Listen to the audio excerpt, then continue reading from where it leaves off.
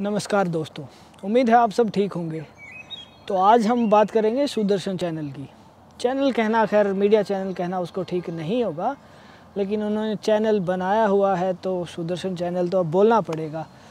तो उन्होंने हल्दीराम पे जाके जो हंगामा किया उस पर बात करने का मेरा मन है और उम्मीद है आप लोग भी मेरी बातें सुन के इसको दूसरे तरीके से सोचेंगे, इसको सही तरीके से सोचेंगे। तो एक कहानी शुरू कहाँ से होती है कि विकास नाम का एक आदमी हल्दीराम के स्टोर पे जाता है और उसको ये फलाहारी मिक्सचर का पैकेट मिलता है जिस पे पीछे उर्दू में इंग्रेडिएंट्स और डिस्क्रिप्शन लिखा हुआ है। उसको इस चीज़ से प्रॉब्लम है तो वो भाई साहब सुदर्शन के चैनल के ऑफिस पहुंच जाते हैं, सुरेश चौहानके के पास, जो अगेन जिसको मीडिया का ऐब ऐस है, कुछ नहीं पता है, लेकिन स्टिल अगर उसने चैनल खोला हुआ है तो फिर हो सकता है विकास को उससे उम्मीदें हों, लेकिन ये तरीका गलत था।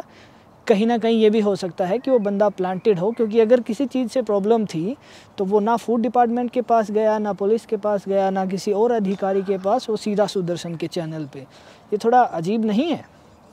पूरे चांसेस हैं कि वो बंदा प्लांटेड हो, लेकिन चांसेस ये भी हैं कि वो ना हो। तो उस बंदे के ऊपर एलिगेशन लगाना ठीक नहीं है। हमें इस इशू पे बात करनी है। तो वहाँ पे सुरेश चौहान के भाई साहब ने कहा कि ये देखिए यहाँ पे उर्दू में लिखा हुआ है। फैक्ट चेक की बहुत सारी वेबसाइट्स ने, पोर्टल्स ने, न्यूज़ चैनल्स ने ये भी बताया कि ये उर्दू नहीं अरबी है, बट स्टिल ओके, अगर किसी को उर्दू नहीं आती है, अरबी नहीं आती है तो हो सकता है कन्फ्यूज हो जाए, अंडरस्टैंडेबल।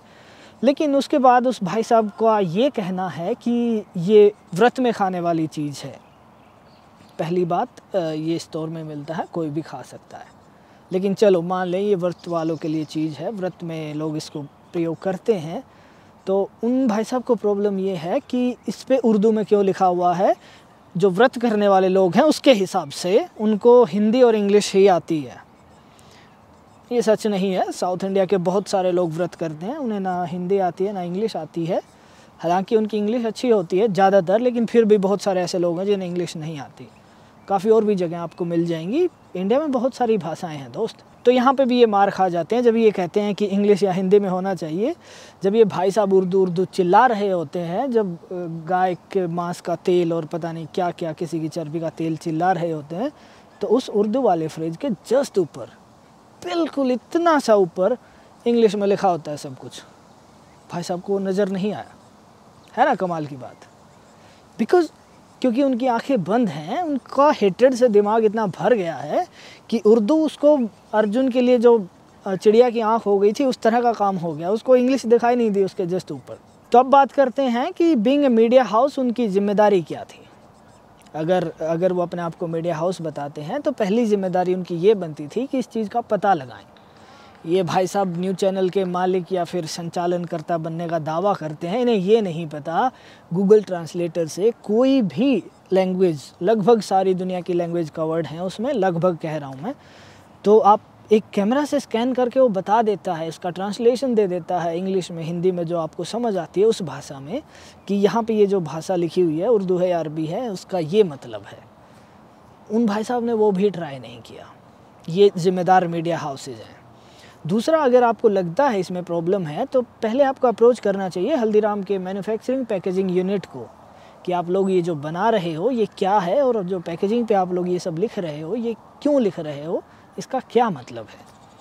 लेकिन नहीं, आप उठ के पहुंच जाते हो एक स्टोर पे और वहाँ पे एम्प्लॉयज़ को अपना काम नहीं करने देते हो। आप उनकी मार्केटिंग टीम से बात करते, हर ऐसी बड़ी कंपनी का पीआर कम्युनिकेशन डिपार्टमेंट होता है जो ऐसे कम्युनिकेशन को हैंडल करता है, जो मीडिया से बात करता है, जो आपको आपके डाउट्स क्लियर करता है। ये उनकी ड्यूटी है, उनको सैलरी मिलती है इस बात की। आप उनसे बात करते, इस चीज़ का क्लैरिफिकेशन मांगते, अगर वहाँ से कुछ नहीं मिलता तो फिर आप अथॉरिटीज़ के पास जाते। स्पेशली फूड के लिए हमारे पास एक अलग डिपार्टमेंट है, बस मुझे लगता है सुरेश भाई साहब को उसके बारे में पता नहीं है, या फिर वो वहाँ जाना नहीं चाहते थे कि वहाँ तो फिर कुछ निकलेगा नहीं तो फिर इनका तमाशा कैसे बनेगा। तो इन्होंने इनमें से कुछ भी नहीं किया। तो आप यहाँ पे साफ कह सकते हैं कि ना तो ये कोई मीडिया हाउस है, ना ये कोई जिम्मेदार लोग हैं, ना ये कोई जिम्मेदार नागरिक हैं। इनको बस हर चीज़ का तमाशा बनाना है, और तमाशा बनाने के लिए इन्होंने एक लड़की के हाथ में माइक पकड़ाया। मुझे सच में नहीं लगता उस लड़की ने जर्नलिज्म की पढ़ाई की है। हालांकि ये एलिगेशन नहीं है, हो सकता है किसी इंस्टीट्यूट से ली हो, लेकिन अगर उसने पढ़ाई की भी है तो उस बहन ने अपने सारे जो आदर्श जो मीडिया में हमें पढ़ाए जाते हैं, जो एथिक्स पढ़ाए जाते हैं, जो रूल रेगुलेशंस पढ़ाए जाते हैं, जो प्रोटोकॉल्स पढ़ाए जाते हैं, उन सब को ताक पे रख के माइक लेके वो पहुंच गई।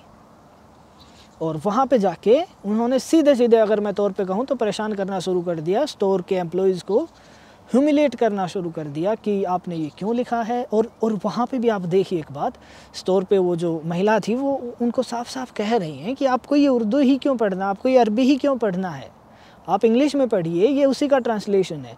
लेकिन नहीं, मुझे तो इसका मतलब जानना है। जब वो कह रही है ये ट्रांसलेशन है इसका, तो ये मतलब ही हुआ ना। अगर वो आपको मतलब बताएगी भी, वो आपको अरबी में ही बता देती है, उर्दू में ही बता देती है, तो फ़ायदा क्या हुआ? वो भी तो आपको मतलब इंग्लिश या हिंदी में समझाएगी ना, या उस भाषा में जिसमें आपको समझ आता है। तो वो भाषा अगर आपके हिसाब से इंग्लिश है तो इंग्लिश में तो वो बता ही रही थी आपको, लेकिन आपको वो पढ़ना ही नहीं था। तो कैसे आपको मतलब समझाया जाएगा? मुझे तो ये भी नहीं समझ आया कि और कौन सा तरीका है जिससे आपको मतलब समझ आएगा।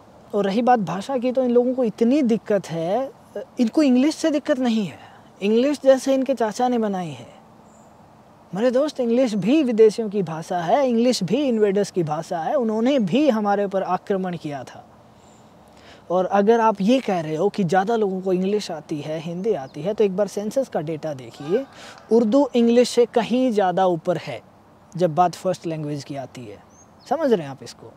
और ऑफिशियल लैंग्वेज इंग्लिश भी शायद कुछ ही स्टेट में है और कुछ स्टेट में उर्दू भी है। और जिस स्टेट में बैठ के आप ये सब चिल्लाते रहते हो, उसी उत्तर प्रदेश की ऑफिशियल लैंग्वेज में उर्दू का नाम है दोस्त। आप कैसे कह सकते हो कि उर्दू यूज़ नहीं होनी चाहिए अगर वो उर्दू थी अगेन? लेकिन सुरेश भाई साहब के साथ प्रॉब्लम ये है कि वो डेटा देखना नहीं चाहते, या फिर हो सकता है डेटा उनको समझ में ना आता हो।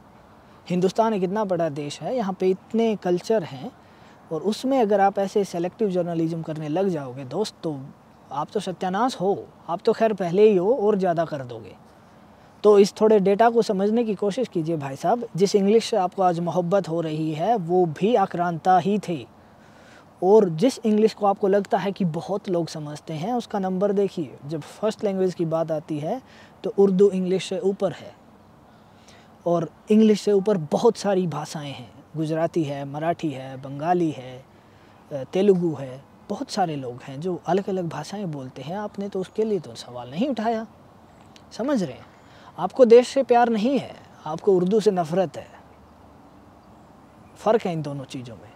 इसमें समझने वाली बात यह है कि वो उसी का ट्रांसलेशन था। अब हम अगर कहीं और किसी भी कंट्री में जाएंगे ना, इंडिया की बात नहीं है, इंडिया से बाहर भी हम कई कंट्रीज़ में जाते हैं जहाँ पे मल्टीलिंगुअल लोग रहते हैं, तो वो 2, 3, 4, 5 भाषा में वहाँ पे डिस्क्रिप्शन प्रोडक्ट की लिखी होती है। तो इसका मतलब ये नहीं है कि वो चिल्लाना शुरू कर देंगे कि इस भाषा वाला भी मुझे समझ में आना चाहिए। ये आपकी प्रॉब्लम है अगर आपको भाषा नहीं आती है। वो कह रही है मुझे ये समझाओ। उस लड़की का मुझे सबसे फ़नी पार्ट लगा कि नहीं, मुझे तो यही जानना है। वो कह रही है आपको ये क्यों जानना है जब ट्रांसलेशन इसी का इंग्लिश में लिखा हुआ, आप वो पढ़ लीजिए। नहीं नहीं, मुझे ये उर्दू वाला जानना है। तो मेरी बहन मुझे ये बता, अगर वो उर्दू में या अरबी में बोल के आपको बता भी देगी तो आपको समझ क्या आएगा? समझ में तो आपको ट्रांसलेशन ही आएगा ना, उसका ट्रांसलेशन लिखा हुआ है। इस चीज़ का बेसिकली कोई इलाज नहीं है ना, कि मैं आपको ये चीज़ मैंने एक उर्दू में लिख दी है, एक हिंदी में लिख दी है। आप कह रहे हो मुझे इसका मतलब बताओ, मैं कह रहा हूँ इसका मतलब ये है, लेकिन आप कह रहे हो नहीं नहीं इसको छोड़ो, इसका मतलब बताओ। अरे दोस्त, इसका मतलब यही है। अब अगर आप इसे समझना नहीं चाहते हैं तो कैसे?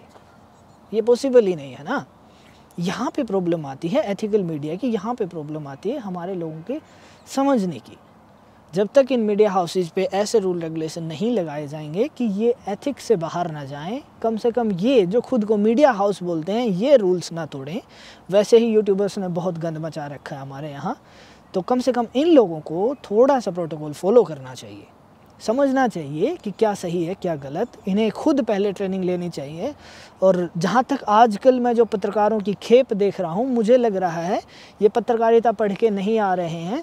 इनको किसी को भी इनकी भाषा में अपनी तरफ का फ़ायदा देख के, या सुदर्शन जैसे चैनल, अगर आप तमाशा कर सकते हो तो आप हमारे चैनल में आ सकते हो। मुझे लगता है इनका क्राइटेरिया यही है। मैं ये नहीं कह रहा हूँ कि यही है, हो सकता है कुछ और हो, लेकिन इनके काम को देख के यही लगता है, क्योंकि हर तीसरे दिन ये कहीं ना कहीं शोर मचाए रहते हैं। मीडिया वाला, जर्नलिज्म वाला इनके पास कोई काम नहीं है। इनको अगर तमाशबीन पार्टी कहें तो ज़्यादा बेहतर है। और इनको छोड़िए, इनके जो चीफ हैं सुरेश साहब, इनको खुद नहीं कुछ मीडिया के बारे में पता है। ये तीसरे दिन कहीं हेट स्पीच देने पहुंच जाते हैं, ये तीसरे दिन कहीं इलॉजिकल बातें करने पहुंच जाते हैं। तो इनको छोड़िए आप, मुझे नहीं लगता आपको इन पे ज़्यादा सीरियस होना चाहिए। और अगर किसी पैकेज पे पूरे पे ऐसी भाषा लिखी है जो आपको समझ नहीं आ रही है, तो आप उस स्टोर के जो भी संचालक हैं उनको कहिए कि मुझे इस चीज़ से दिक्कत है, वो सॉल्व नहीं कर पाते हैं तो आप उनकी बड़ी यूनिट के पास जाइए, या फिर हमारे जो फूड के डिपार्टमेंट बने हुए हैं जो क्वालिटी के लिए भी जिम्मेदार हैं, जो इन चीज़ों में क्या इंग्रेडिएंट्स आएंगे, किस फूड में कितना हम क्या इंग्रेडिएंट्स डाल सकते हैं, परसेंटेज डिसाइड करते हैं। एक कंप्लीट डिपार्टमेंट है इस पे, इन लोगों को पता नहीं है क्योंकि पढ़े लिखे नहीं हैं ये, या फिर ये पता करना नहीं चाहते। तो वहाँ जाइए, शिकायत कीजिए, आपकी शिकायत सुनी जाएगी। ये अगर आप जाके करते हैं कि आप उस आदमी को ज़िम्मेदार ठहराते हैं जो इस चीज़ का ज़िम्मेदार नहीं है, जो उस लड़की ने किया कि उस स्टोर मैनेजर के या जो वो सेल्स पर्सन थी उनके सामने जाके आपने माइक लगा दिया, और आप बार बार वो कह रही है कि ये ट्रांसलेशन है, आप इसको समझिए, अगर आपको इससे दिक्कत है तो आप मत खरीदिए। आप उस औरत की बात सुन ही नहीं रहे हैं, है ना। तो इस प्रॉब्लम का कोई सोल्यूशन नहीं है। जब आपको कोई प्रॉब्लम है तो कम से कम सामने वाले को सुनना सीखिए, ये भी सोचिए कि वो क्या कहना चाहता है। तो आज इस वीडियो में मैं इतना ही कहूँगा कि ऐसे चैनलों से बच के रहें। इनका काम आपको खबर देना या रिपोर्ट करना नहीं है, क्योंकि जर्नलिज्म का मेन काम यही होता है कि जो कुछ भी हुआ है, जैसा भी हुआ है, वैसा का वैसा जनता के सामने रखे, अधिकारियों से भी सवाल करे, और अगर कोई उसमें जनता या इस तरह हल्दीराम इन्वॉल्व है तो उनसे भी सवाल करे और उनके जवाब सुने भी। ऐसा नहीं है कि जब वो जवाब दे रहा है कि आपके इस सवाल का जवाब ये है तो आप नहीं मुझे तो यहीं रहना, आप जवाब पे जाएं ही नहीं। ये काम जर्नलिज्म का नहीं है। मैं आपको ऐसा नहीं कह रहा हूँ कि वो चैनल अच्छा है, वो बुरा है।